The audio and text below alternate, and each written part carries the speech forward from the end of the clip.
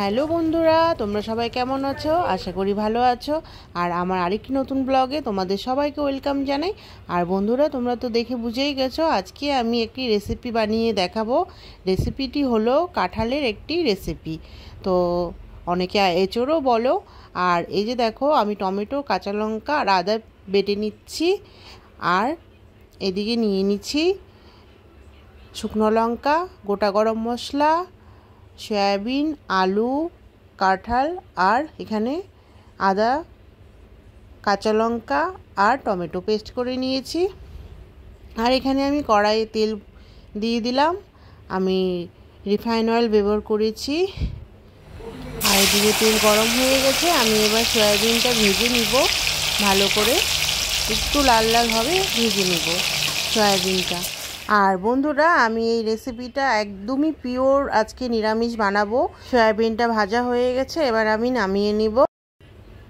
দেখো, আমি সয়াবিনটা একটু এরকম করে তেলটা ঝরিয়ে প্লেটে উঠিয়ে নিচ্ছি। আর এদিকে আমি তেল দিয়ে দিয়েছি, শুকনো লঙ্কা ফোড়ন দিয়ে দিলাম, আর দিয়ে দিলাম তেজপাতা আর গোটা গরম মশলা ফোড়ন দিয়ে দিলাম। আর একটু ভাজা হয়ে যাওয়ার পর ওই বাটা মশলাটা দিয়ে দিলাম, আদা, কাঁচা লঙ্কা আর টমেটো।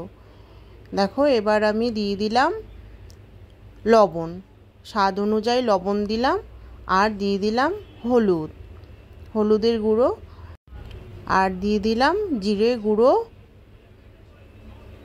আর শুকনো লঙ্কার গুঁড়ো, কাশ্মীরি গুঁড়োটা দিয়েছি। আর এইভাবে আমি ভালো করে মশলাটা মিক্স করে কষিয়ে নিব। এরকম নাড়াচাড়া দিয়ে ভালো করে মশলাটা কষিয়ে নিব। মশলা কষানো হয়ে গেছে, দেখো তেল ছেড়েছে। এবার আমি দিয়ে দিব সেদ্ধ করা আলুটা দিয়ে ভালো করে নেড়ে চেড়ে আরেকটু কষিয়ে নিব মশলাটা আর আলুটা। দেখো কষানো হয়ে গেছে। এবার আমি দিয়ে দিব সেদ্ধ করে রাখা কাঁঠাল দিয়ে ভালো করে নাড়াচাড়া করে আরেকটু কষিয়ে নিতে হবে। দেখো কষানো হয়ে গেছে, কি সুন্দর লাগছে না দেখতে। দেখো, এবার আমি দিয়ে দিব ভেজে রাখা সয়াবিন দিয়ে ভালো করে নাড়াচাড়া করে কষিয়ে নিব আরেকটু। আর দিয়ে দিব জল দিয়ে নাড়াচাড়া দিয়ে নিতে হবে, মিক্স করে দিতে হবে। এই যে দেখো, একটু মাখা মাখা করব আমি। আর এই যে জল ফুটে গেছে, ঝোলটা ফুটে গেছে। দেখো কি সুন্দর লাগছে না দেখতে, খুব সুন্দর লাগছে। আর বন্ধুরা, তোমাদের কেমন লাগছে আমার রেসিপিটা আমাকে একটু কমেন্ট করে জানিও। আর তোমরা বাড়িতে বানিয়ে দেখো আমার মতো করে, আমি এভাবে বানাই বাড়িতে। আর এবার দিয়ে দিব গুঁড়ো গরম মশলা, আমি সানরাইজের ব্যবহার করেছি। আর দিয়ে দিব একটু ঘি দিয়ে ভালো করে নাড়াচাড়া করে আমার দেখো রেসিপিটা একদম রেডি হয়ে গেছে। কি সুন্দর হয়েছে দেখো।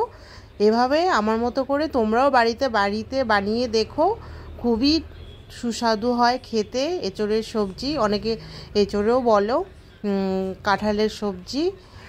আর বন্ধুরা, আমি বাড়িতে এভাবেই বানাই। আর আমি একদম পিওর নিরামিষ ভেজ একদম বানিয়েছি। আর এইভাবেই তোমরা পেঁয়াজ রসুন দিয়েও বানাতে পারো, খুবই টেস্টি হয়। কিন্তু আমি একদমই পিওর ভেজ বানিয়েছি। আমি এভাবেই বানাই, আমার মতো করে তোমরাও বাড়িতে বানিয়ে দেখো।